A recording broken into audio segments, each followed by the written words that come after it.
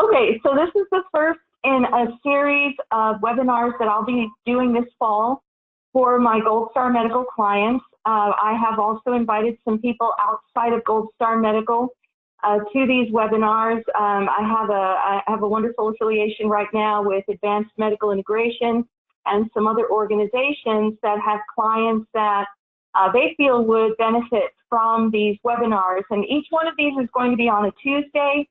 I think I sent everybody a schedule with the Tuesday classes. When we're going to have our next class, I'll announce our next webinar at the end of this one. We're going to try to keep these to an hour because I know we're trying to do these at the lunch hour for everybody. So hopefully you can attend. Again, if you can't attend, we will be recording these, and so you can always, if you attended this one but maybe can't attend one of the others, just let me know and I'll be happy to send you a recording after the webinar is done. We will have hopefully enough time to do a Q&A at the end of each of these webinars.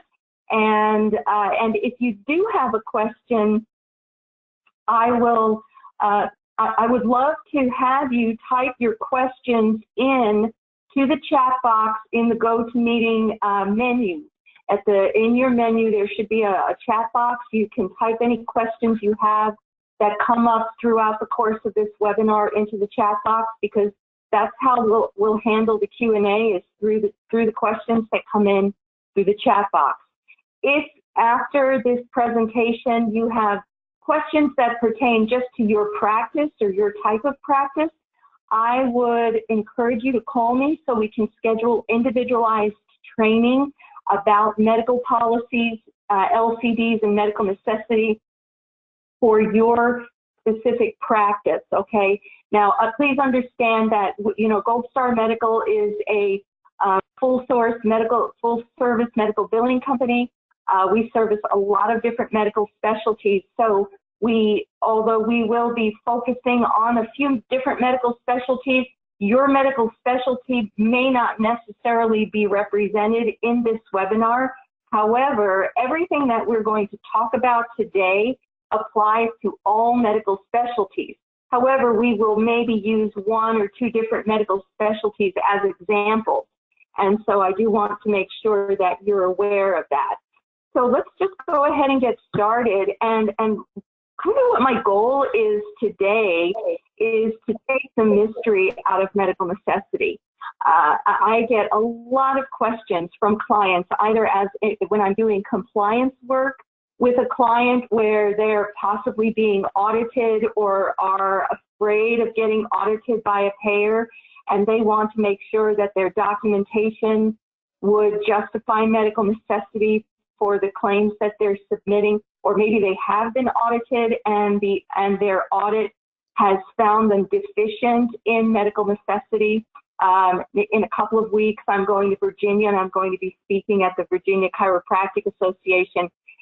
And the chiropractic profession in Virginia was just rocked by audits by Anthem Blue Cross Blue Shield.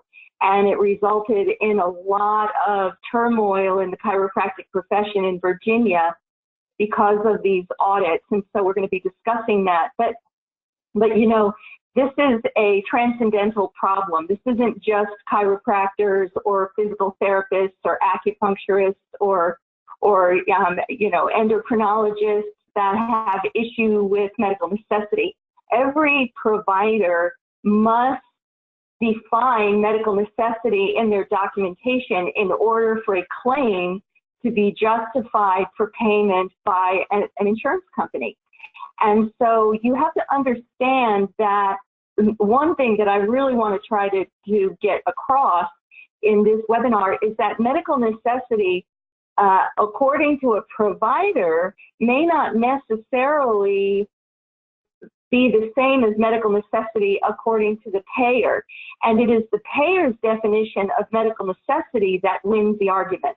And so you as a provider may believe in your heart of hearts that a certain procedure or a certain medical service you're providing your patients is medically necessary. However, you have to look at that against the definition of medical necessity that the payer gives you. And so all claims that are submitted to payers must be medically necessary. You may, if you're listening to this and you're, let's say, a biller in your billing office, and you know, we have all kinds of clients. We do billing for some of our clients, many of our clients, but some of our clients we just do consulting with or training, and they have in-house billers. Some of our billers may be listening to this, and this is helpful for them as well. But the bottom line is that a payer, if you verify benefits on a patient, let's say, they may ask you, what is the diagnosis? And the reason why they're asking you that is because they're trying to determine if the service that they are quoting or the benefit that they're quoting is medically necessary. Sometimes they may say, well, we'll pay for this service based on medical necessity. And you're like, well, what's that? What is medical necessity? And medical necessity is a definition that the payer gives you for the different either medical specialty as a whole or specific medical procedure that you may be performing in your office. Payers will provide you with guidance on medical necessity in many different forms. And so not only do you have to understand how to extract that medical necessity document from the payer, but what kind of documents are you looking for? And are these documents that are simple guidelines, or are they hard and fast billing rules? Because sometimes they're just guidelines. However, the payer is going to use those guidelines in an audit, obviously. But sometimes they're rule, and sometimes they're even law. You have to follow the law, especially with your federal payers, for medical necessity as the payer defines it. And so in Medicare, in the Medicare world, these medical necessity documents are called LCDs or NCDs, and we're going to talk about those. In the commercial world, like Blue Cross Blue Shield, Aetna, Cigna, etc., these are not known as medical policies or clinical practice guidelines or medical guidelines. And medical policies will also usually correspond to reimbursement policies. And so the medical policy may define for the provider what is medically necessary, but then the reimbursement policy may define for the biller how to bill for and get reimbursed for those services. And so there are a number of different policies that you need to look at as a provider, as a biller, as you know, in order for you to put all of those pieces of the puzzle together and be able to submit a clean claim to an insurance company that will hold up against an audit. That's the whole purpose of today, is how do we make sure that our documentation as providers, and I'm just going to be straight up. Today we're going to be talking mainly to the providers and helping the providers understand what their responsibility is with respect to medical necessity, and understanding how to document their patient encounters in order to be audit-proof or bulletproof against an audit. Okay, so according to Medicare.gov, okay, this is how Medicare defines medical necessity. They define medical necessity as healthcare services or supplies needed to prevent, diagnose, or treat an illness, injury, condition, disease, or its symptoms, and that meet accepted standards of medicine. Medicare covers services that it views as medically necessary to diagnose or treat your health condition. Services must also meet criteria supplied by national coverage determinations and local coverage determinations, and so on and so forth. So you need to understand that there is a definition of medical necessity according to Medicare, and I will tell you that as Medicare goes, so does most of the commercial payer world. So we have to pay attention to what medical necessity, how Medicare defines medical necessity, because the way Medicare defines medical necessity is often going to be the same way that a commercial payer is going to define medical necessity. And so you need to make sure that you understand what that definition is. Determinations of medical necessity must adhere to the standard of care that applies to the actual direct care and treatment of the patient. Medical necessity is the standard terminology that all healthcare professionals and entities will use in the review process when determining if medical care is appropriate and essential.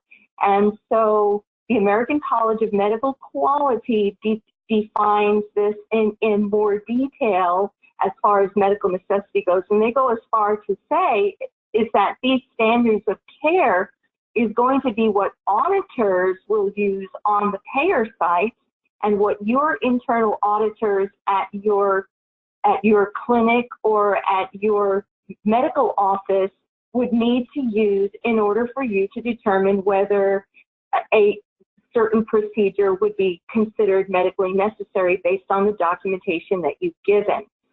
So let's talk about medical necessity and Medicare first, because again, Medicare is kind of the gold standard. It's vitally important for providers to understand the Medicare standards of medical necessity for the specialty or the medical procedures that they bill for, okay? Even if you don't bill a lot of Medicare, it is still the standard that most of your commercial payers are going to adopt.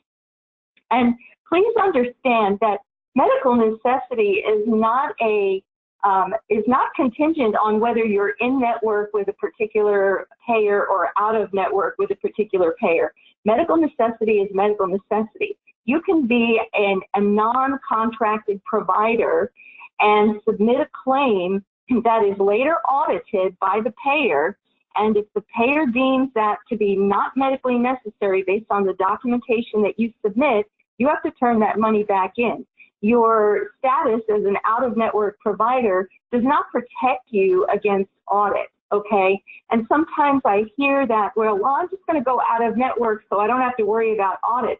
Well, sometimes, depending on your specialty, you can be more closely scrutinized in audit if you're out of network, because some payers understand that providers who go out of network are essentially trying to fly under the radar. Well, the radar applies to whether you're in or out of network, so be aware of that. The Medicare standards will provide a template for documentation of medical procedures and a template for how to document initial and subsequent visits. And the Medicare standards can also define criteria for active treatment, treatment of chronic conditions, and how a chronic condition could be considered for treatment as a medically necessary procedure or standard of care, and maintenance care, so supportive care. And of course, Medicare does pay for some wellness care, especially now with the Patient Protection and Affordable Care Act, or what we know as Obamacare, as long as that law is in place. And we don't know how long it's going to stay in place, but I don't imagine that this standard is going to change, in that Medicare now covers preventative visits, like an annual wellness visit and so on, and certain preventative screenings are covered by Medicare now. But by and large, Medicare covers services or injury, illness or injury, and you have to remember that. If you can't document illness, you can't document injury, and a patient is feeling pretty good and you're just essentially documenting a follow-up visit or something like that, and there's really no medically necessary reason for it other than to check in on a patient or have a patient check in with you, then you're probably not going to get paid for that. You need to have a diagnosis that's medically necessary. And again, these are in the form under Medicare in the form of local coverage determination documents, national coverage determination documents, and various articles and health aids that Medicare provides for the different medical specialties. Medicare policies are called NCDs. I'll be referring to them as either NCDs, which stand for National Coverage Determination, or LCDs, which are Local Coverage Determination. Now, keep in mind that not all medical procedures have an NCD or an LCD. However, most of the time you will be able to find some guidance or some guideline from the payer, whether it's Medicare or commercial payer, on the different medical procedure that you might be performing on a patient. The NCDs, the National Coverage Determinations, are medical policies that are written by Medicare, by CMS, Centers for Medicare Services. However, most of us know and understand that when we bill claims to Medicare, we're not billing the claims to CMS per se. We're billing the claim to a Medicare administrative contractor called a MAC, and that Medicare administrative contractor has the latitude to take an NCD and further define it and make it more specific or less specific than the NCD. So the Medicare policy under the LCDs is based on the Medicare administrative contractor that you bill to. So for example, if you're listening to this webinar and you're in Texas, we bill our Medicare Part B claims to Novitas Solutions. If you're in Arizona, you bill your claims to Noridian. If you're in Florida, you bill to First Coast Service Options, and so on and so forth. So it's very important, depending on the state that you practice in, to know where you file your Medicare claims. So if you file your Medicare claims to National Government Services, let's say you're in Illinois, you file to NGS Medicare, you have to pull your LCDs from that payer in order for you to have an accurate definition or policy paper on medical policy for your medical specialty. So you can look for the NCD on the CMS.gov website, and I'm going to show you some examples here in just a few minutes. Sometimes if you go to the CMS.gov website, if there is no NCD, they will redirect you to the local coverage determination, and they'll link you over to your Medicare administrative contractor or your MAC for the LCD for that medical for the specialty that you're providing services on. Medicare also provides publications that can be used for billing and coding guidance. So it's very important for your billing department, whether it is us as your biller or whether you have an in-house billing department that you work with, that they pull those medical policies for the different procedures that you would perform in your office and have a database of these policies. Not just Medicare, but if you file to Medicaid, you need the Medicaid policies, you need the local payer policies, and so on and so forth. And so you would want to make sure that you pull those policies as needed. So here's the example. I just went to CMS.gov. If I'm looking for a policy, the first place I'm going to go, and if I'm looking for a Medicare policy, I'm going to go to CMS.gov. And then I'm either going to, and let me get my little pen going so I can show you. I'm either going to click on the Medicare link here, or I'm simply going to type in the search bar on the main CMS.gov website. I will type in local coverage determinations, and you can see, because I've searched for these a number of times, it remembers my my search criteria, and it gives me a drop-down menu, so I can then drop down and then just click on local coverage determination, and I can find those local coverage determinations, as I need to. So, that's important for, for me to be able to do that. So, I will look for those local coverage determination documents. And then the other thing that we'll do is, I'm going to just erase this here.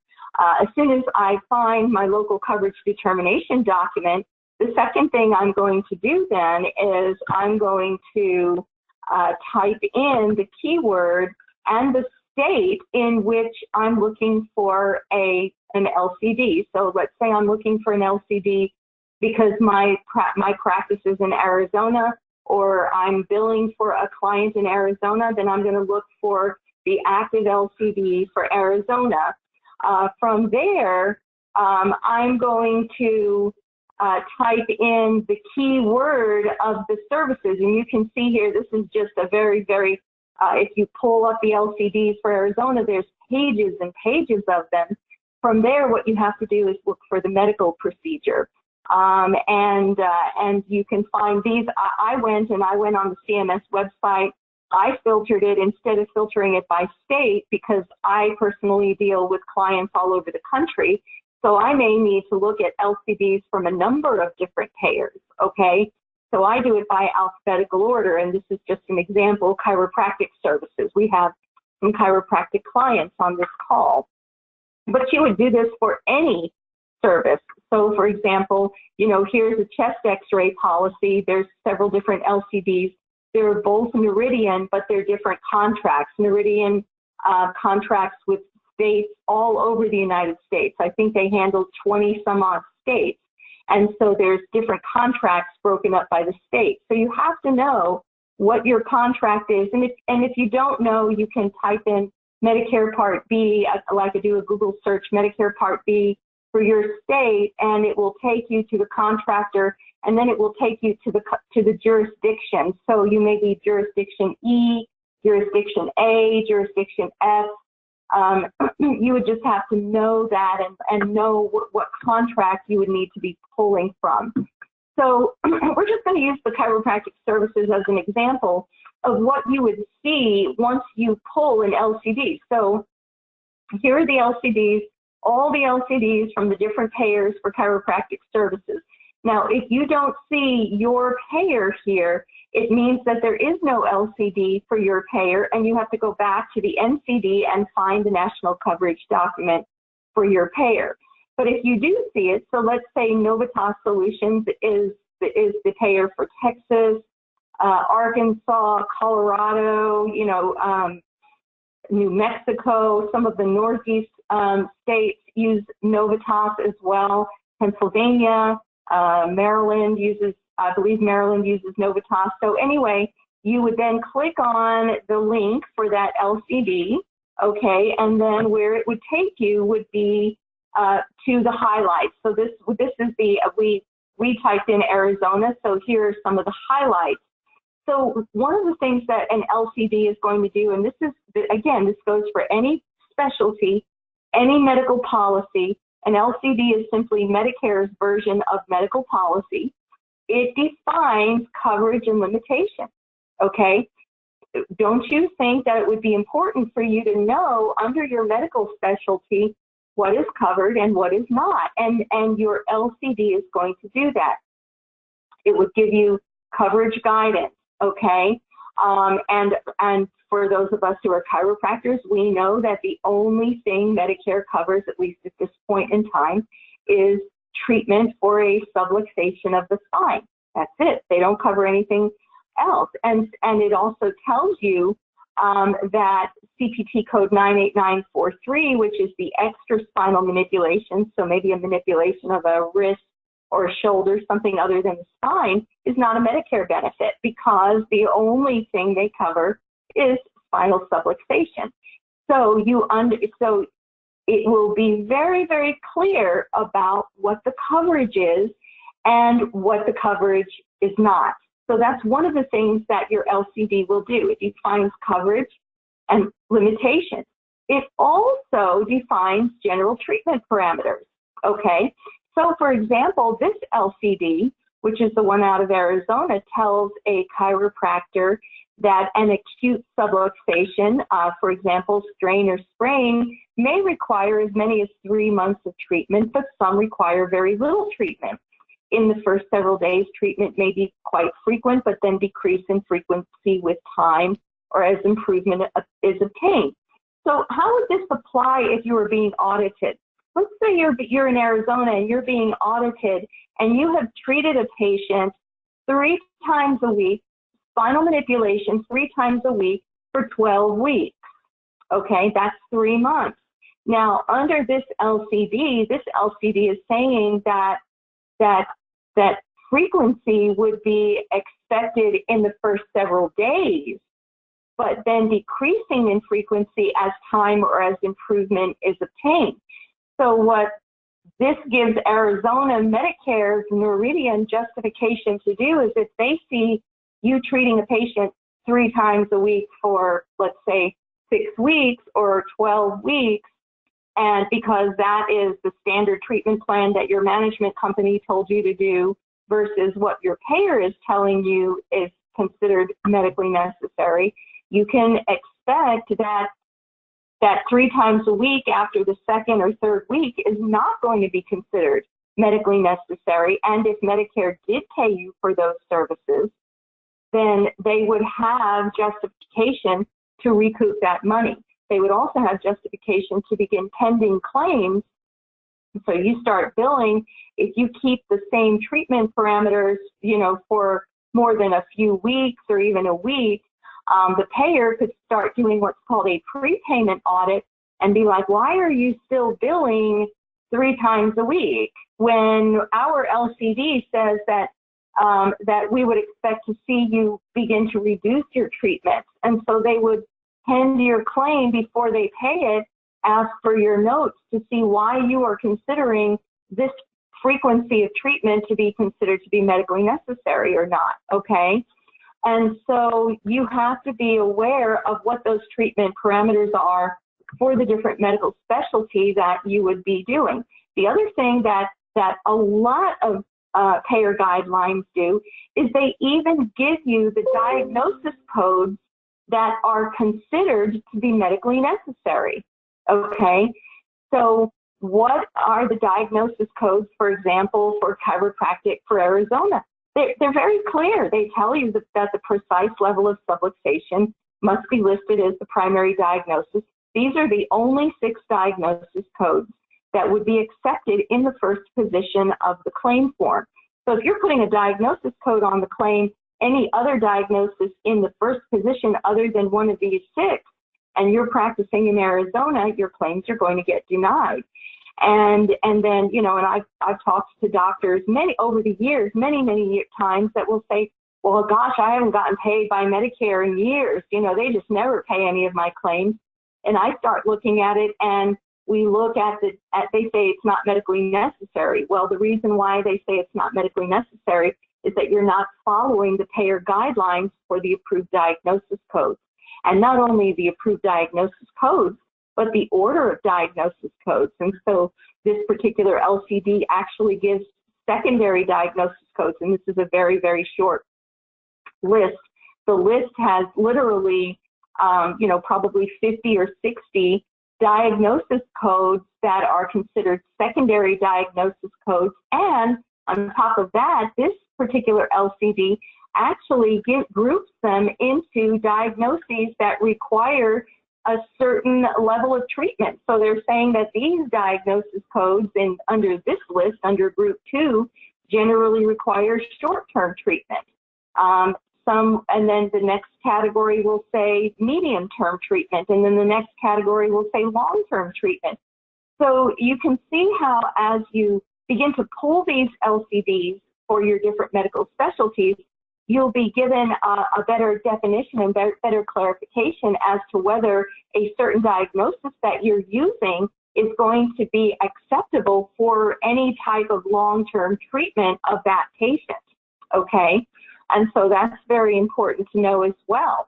The other thing that the LCD does is it tells you what type of condition would be considered to be payable if medically necessary. And so again, for chiropractic, they will consider an acute subluxation as medically necessary, a chronic subluxation as medically necessary, and they actually define what an acute subluxation is and what a chronic subluxation is, okay? And so if you, in your documentation, can take, let's say you are treating a patient for a chronic condition, all right? And by the way, I have seen wording of LCDs for chronic conditions such as type 2 diabetes and other types of conditions that are considered to be would be considered to be medically necessary, but you would have to meet that definition of a chronic condition in your documentation in order to get that paid, or on audit to make sure that that condition, the treatment of that condition is not taken back on recoupment. And so be aware of, you know, what the definitions of medical necessity are based on the different, there's also exacerbations and reoccurrences. These are other instances that might be considered medically necessary for treatment of a Medicare patient under chiropractic care under this particular LCD, okay? And it gives you what the definition of that is. So a reoccurrence, for example, is a return of symptoms of a previously treated condition that has been quiescent for 30 or more days. This may require reinstitution of therapy. And so, you know, sometimes a chiropractor will contact me and they're like, I don't understand why the payer is not, is taking these claims back or taking this money back, or they're no longer paying, stating that it's not medically necessary. Most of the time it's because the documentation did not prove medical necessity according to the payer guidelines. Very, very important that you do that. The LCDs will also tell you what's not covered. And under, again, using chiropractic as the example, what's not covered is maintenance therapy, okay? And, you know, I know that this really sticks in the craw of a chiropractor's gullet, because maintenance therapy, Medicare defines that as treatment that seeks to prevent disease, promote health, and prolong and enhance the quality of life. Well, you know, for chiropractors, that's what they do. You know, a chiropractor that's their whole mission in life, is to help people prevent disease and illness. So essentially what Medicare is telling a chiropractor is that as long as there is a reason for the therapy, meaning that there is an illness or an injury that needs to be treated, we'll pay for it. But if the patient is just coming in for a tune-up, or they're just coming in for an occasional adjustment to maintain or improve their quality of life, that's not covered by Medicare, and you shouldn't be billing us for that. And I will tell you, over the years, I have seen Medicare recoup hundreds of thousands to millions and millions of dollars in Medicare claims in which chiropractors have billed maintenance care to Medicare because they have not been able to prove in their documentation that that condition is not maintenance, okay? You have to prove to Medicare that it is not maintenance in order to get that claim paid, and make sure that not only does it get paid, but that it is not taken back, okay? Medicare also publishes thousands of articles and white papers for a variety of medical specialties. And so one of the things that you want to make sure you do is that you pull everything you can find on your medical specialty from Medicare, okay? Not just the LCDs, but their articles, their white papers. Medicare also, most of your MACs, your Medicare Administrative Contractors, have educational webinars on some of the different medical specialties out there. So you can actually look on your payer site and look for webinars that may have been done in the past, that you can go into the archive and watch that webinar, or at least get the notes from that webinar on these different procedures that you might be billing for, that would help give you additional guidance on your documentation for medical necessity. So here's one example, you know, staying kind of with the chiropractic theme. This is if I was to go to cms.gov and I was to type in chiropractic articles, it would bring up all the articles relating to chiropractic care that Medicare has published. And one is a publication called SE 1601, which is the guidebook for all Medicare all over the United States. All the Medicare Administrative Contractors use this guidance for auditing documentation of requirements for initial and subsequent visits for chiropractors, okay? So if you want to know what should be in my documentation as a chiropractor for an initial visit and for subsequent visits, you can go to Medicare, you can pull this SE 1601, and it will be very, very clear on exactly what needs to be in your documentation. Then what you can do is you can take this article You can look at your documentation and look at where the problems might be. Do a risk analysis based on the articles and the LCDs that you get from Medicare against your documentation. This can be done in-house. It can be done by us. We have myself, and I have other individuals within the Gold Star organization who are certified as compliance specialists who can do chart audits of your documentation. This is a service that we provide, but it is also something that you can do in-house. If you have an in-house coder or an in-house biller, you can have them pull these articles and then look at the documentation and look and see where the deficiencies are in the documentation and put together a plan for improvement of that documentation. Just some examples, this is just an excerpt from this article for coverage of chiropractic services, medical record documentation for initial and subsequent visit. And so what are some of the things, and again, this is just a little piece of it, there's a whole page of requirements that you would want to know. So the history recorded in the patient record would be as such. The documentation requirements and for initial and subsequent visits, what would the HPI or the history of present illness, what would you want to include in that? And note that the symptoms would have to be related to the level of subluxation because you have to prove subluxation in chiropractic services. You would also want to have a treatment plan and treatment goals. This is a huge area of deficiency that I see in many medical specialties is that if they have a plan of care, that they don't define it well enough, okay? And this isn't just for chiropractors, but physical therapy, acupuncture, any type of medical specialty that requires a plan of care. It could be cardiac rehabilitation. If you do cardiac rehabilitation, you need a treatment plan and you need to establish treatment goals for that patient. It needs to be in the documentation because what's going to happen is a payer is on audit or on a prepayment audit.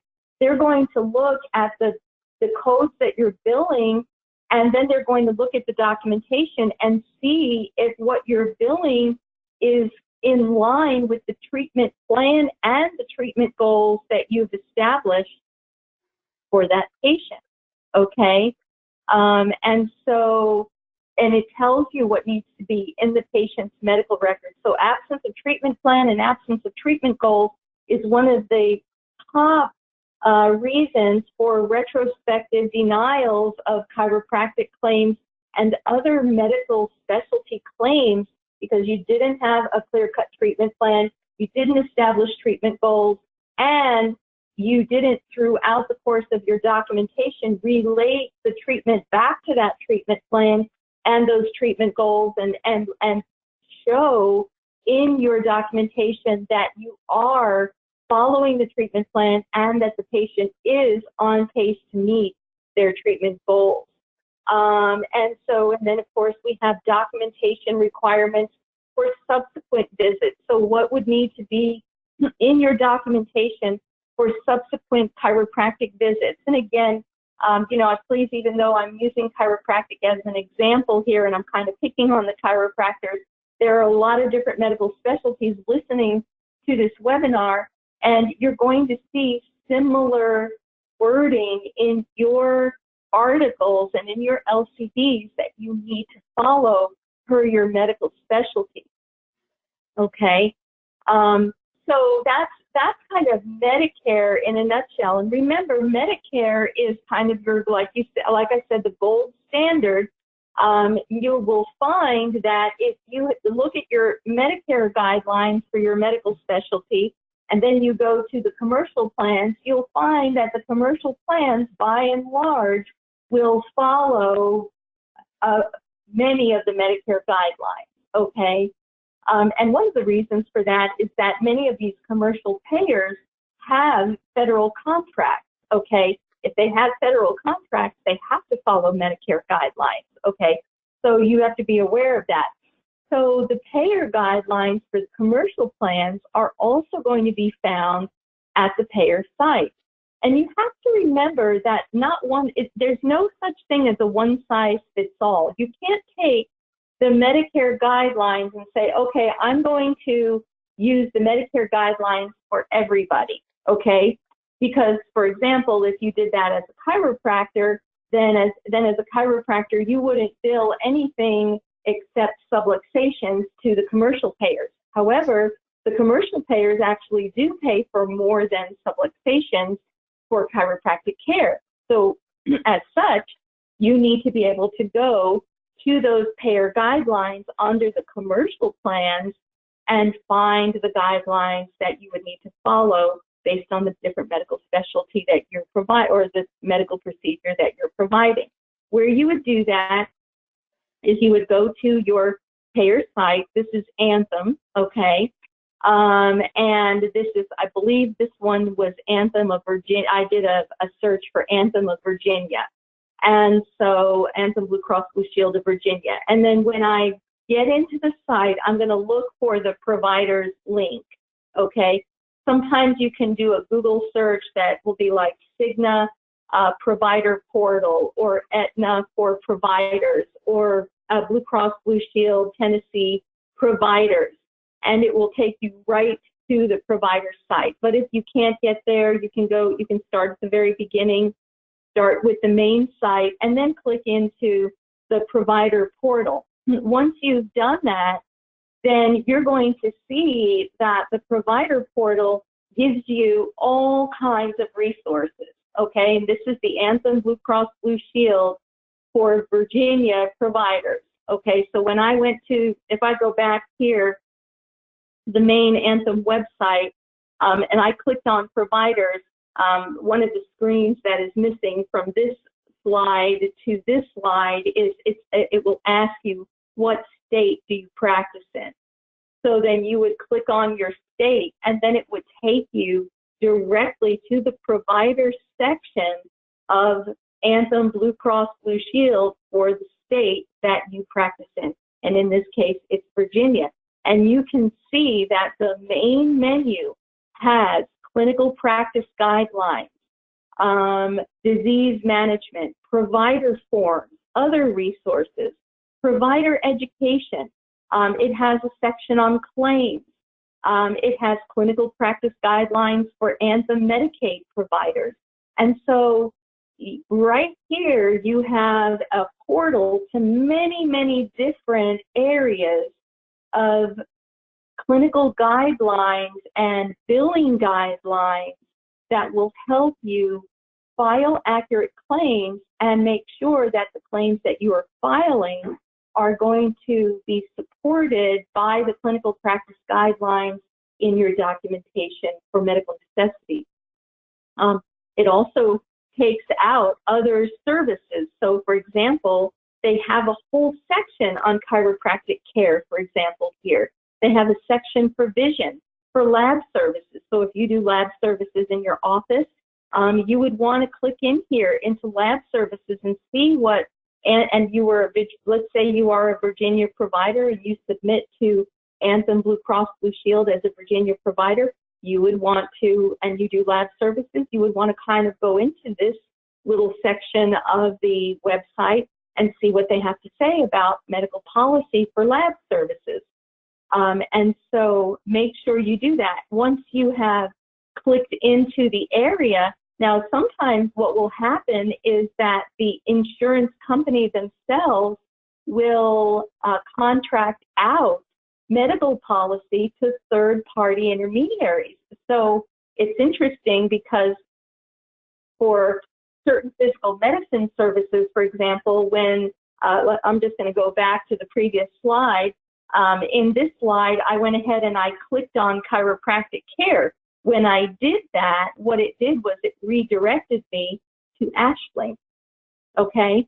And AshLink is the contracted entity that provides clinical practice parameters for chiropractic, for acupuncture and oriental medicine, for dietetic and nutrition services, massage therapy, naturopathy, physical occupational speech therapy and athletic training for Anthem of Virginia, okay? And now, if you were to go to Anthem of another state, it may or may not direct you to Ashling. They may use another third-party intermediary to help establish those clinical payer guidelines. And so you have to be aware that if you do get redirected, it doesn't mean that you're in the wrong place. It just means that this is where the guidelines for your particular medical specialty are going to be landing and found.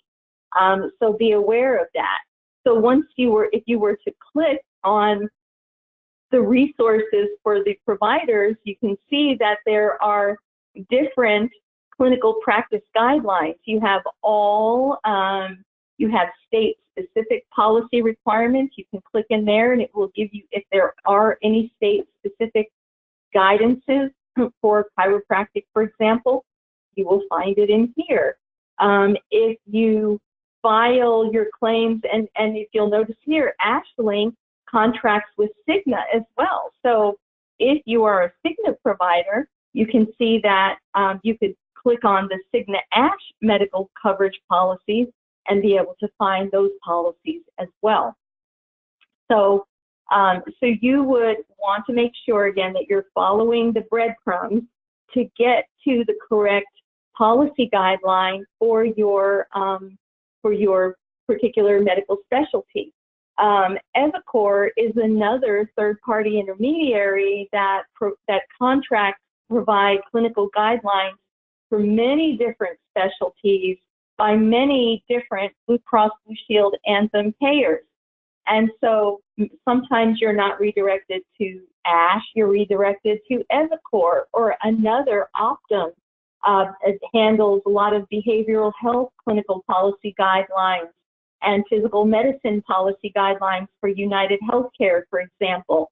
And so these third-party intermediaries are going to take you to where you need to go. So, for example, if you're a cardiologist and you're going to your Blue Cross Blue Shield of Texas, I know for sure that Blue Cross Blue Shield of Texas uses EviCore for their clinical policy guidelines. And so if you were to go to the bcbstx.com website, go to providers, and then type in the search bar medical policy for, some type of a cardiac procedure, okay, it would take you here. And then what you would do is you would click into the cardiology and radiology section, and then from there, it would take you to the appropriate policy guideline.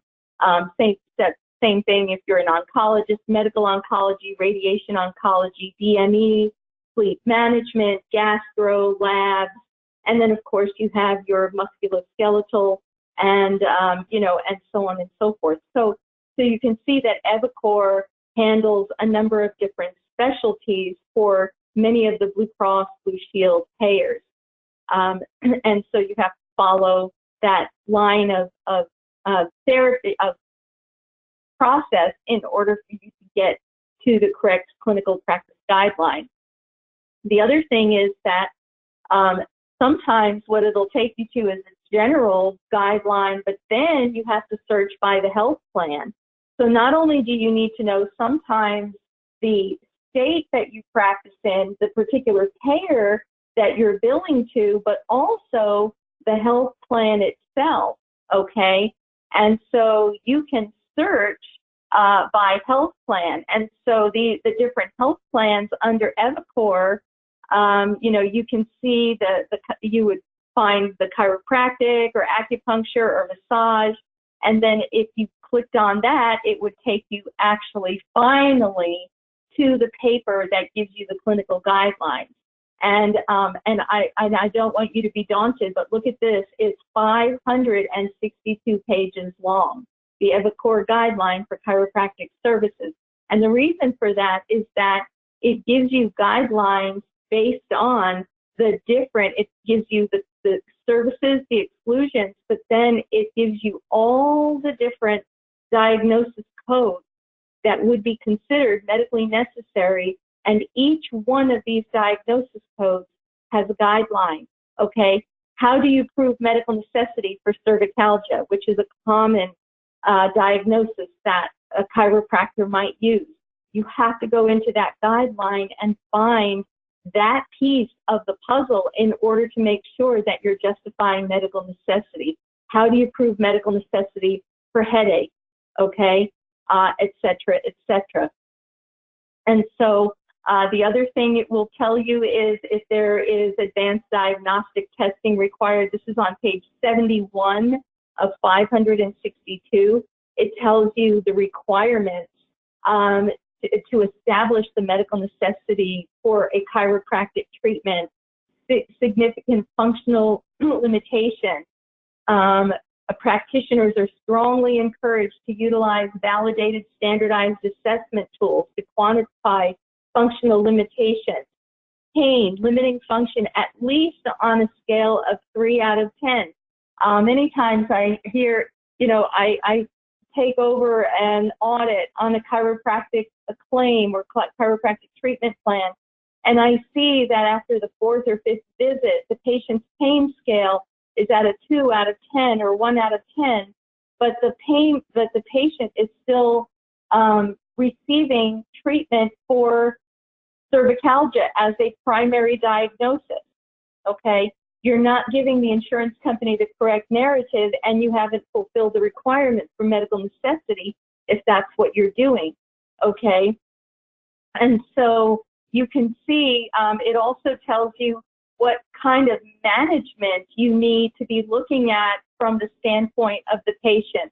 It tells you that you need to educate the patient and give them advice on when it would be appropriate for them to reactivate care, meaning to come in if they're having symptoms again versus maintenance care, home programs, passive care, what kind of passive care would be clinically indicated, what kind of improvement is expected based on your documentation, okay? The fact that as treatment progresses, one should see an increase in the active regimen of care, i.e. more rehab and less passive modality. So, all of this is there for the taking. You can pluck all of this out of the different medical policy guidelines for your medical specialty, and it will give you, and this is for cervical conditions, non-specific, you can see that this is, there's no mystery in it. The mystery is in finding all of this, okay? And knowing what these guidelines are telling you you can and can't do or should and shouldn't do with respect to the patient's treatment plan and whether insurance should be billed or whether you should be cutting a patient loose to Medicare. It also gives you discharge criteria, okay? Let me see on this time here. Okay, we're getting close.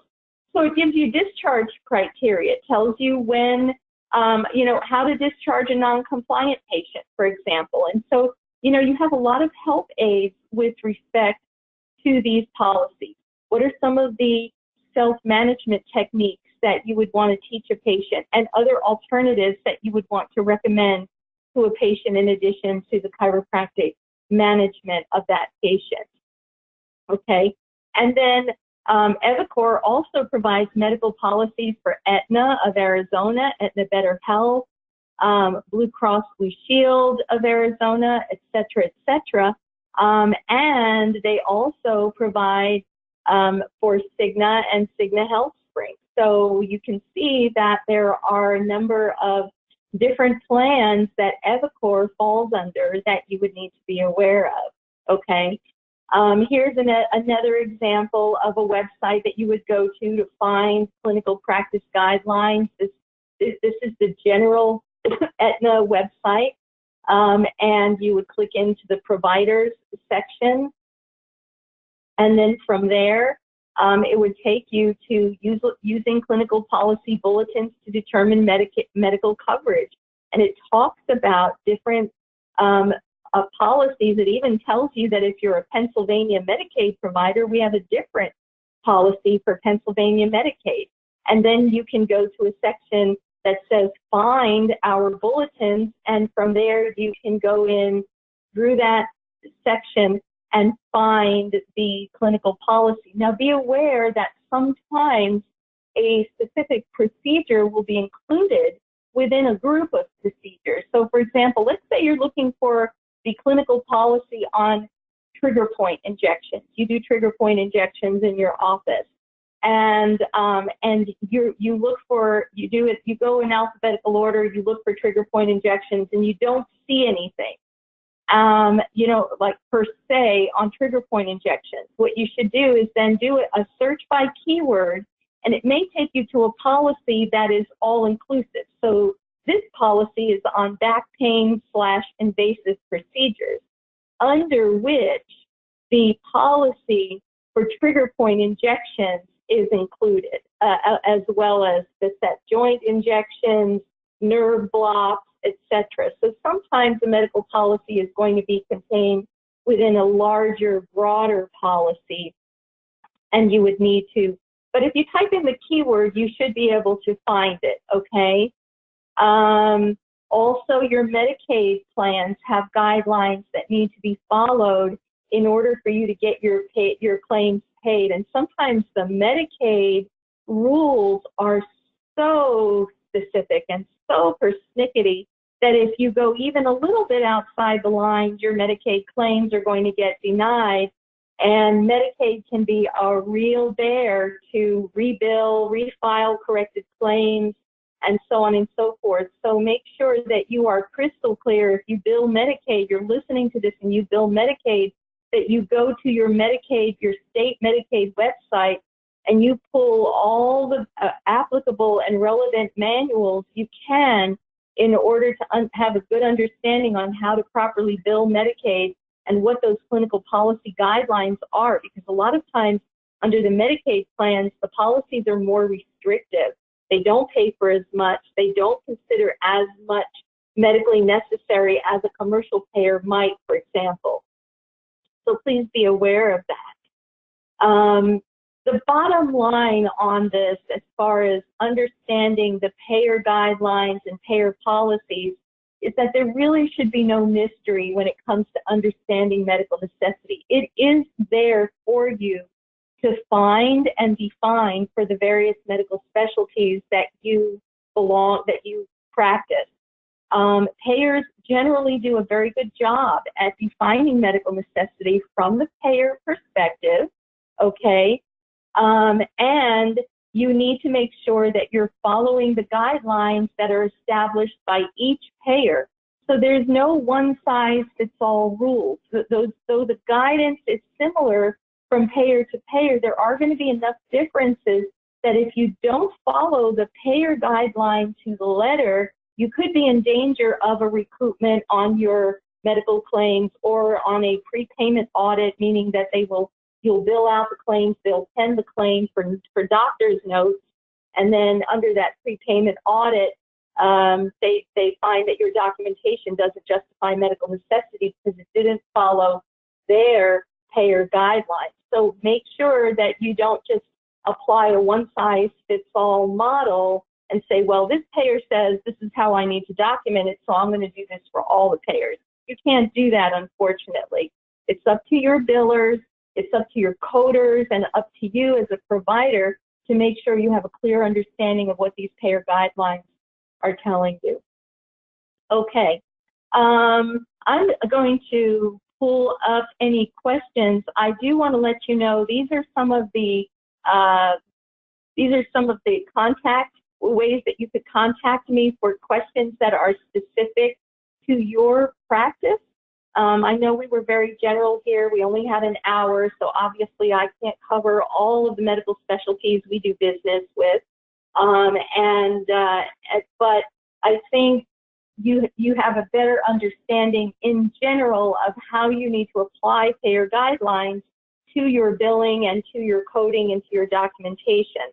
I did see a few questions come in, so I'm going to open up my chat box and see what some of these are. Let's see. Okay, so we have, could you resend me the schedule? Yes, I will post the schedule here in just a second on the on the screen so you can see it and write it down, but then I will also show you where you can find that on my website. Is there any way to save the PowerPoint slides? Yes. What I will do is if you send me an email, I will be more than happy to send you these slides as handouts for you that you can use and refer back to in the future. For Missouri, CMS.gov states that the LCD was retired on March 18th of 19. Is there another policy we need to use? Okay, so NGS is one of them that, yes, no longer has an LCD. So what you would do is you would look for a local coverage article. And they may not have an LCD, but they have an article. And the article is a looser guideline, but it still might help you. Unfortunately, you can from a general documentation guideline situation, but if you're audited, you can't use another payer's LCD as justification of medical necessity on a different payer. So that's why we say not one size fits all. So yeah, so Missouri, the LCD was retired, and unfortunately they haven't come up with a new one. Part of that has to do with how they are revamping chiropractic in general on episode of care. They're looking at chiropractic care to be more episode-based. Many LCDs are going to be written that way. Also, there is some talk about expansion of chiropractic care. The other thing is sometimes they will pull LCDs when diagnosis codes are updated, and they will do that as well. So, so you can see, you can check back periodically for an updated LCD. Sometimes you can look for a future LCD, and it will give you a date that they will republish the LCD if you look for it. And so the last question was on the schedule and topics of upcoming webinars. So let me just go ahead and do that real quick. I'm just going to go to the Gold Star Medical website. So if you go to goldstarmedical.net, this is our website. And if you go to news and events, you can click on that and you will see that we have our fall webinar series. So our next webinar is going to be on Tuesday, September 24th. This is going to be on ABN forms, insurance waivers, and advanced notification of non-covered services. This is a super important topic to make sure that if you are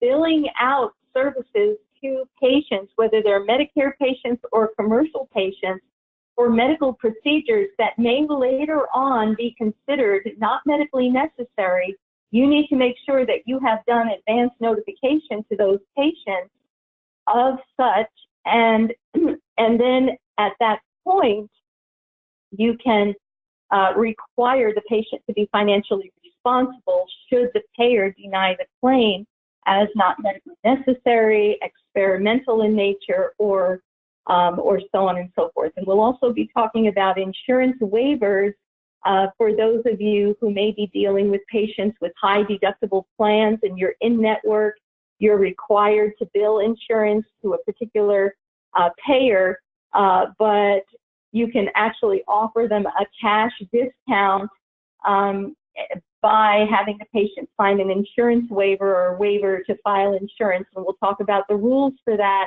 when you can and when you can't do that, and so on and so forth. So that's going to be our next webinar on September 24th.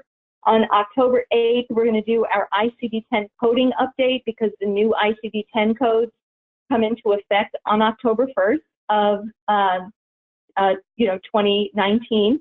And then we're going to be doing a specific one for chiropractors and for medically integrated practices on October 22nd and November 12th. After that, we'll take a break through the holidays, and then we will resume our webinars.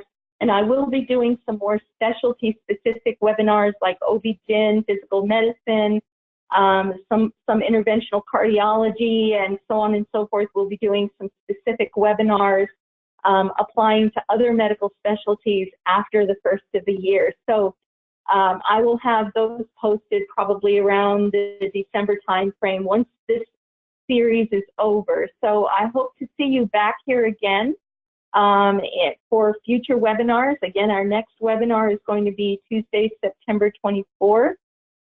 And I look forward to hearing from you if you have any specific questions relating to your particular situation or your medical specialty.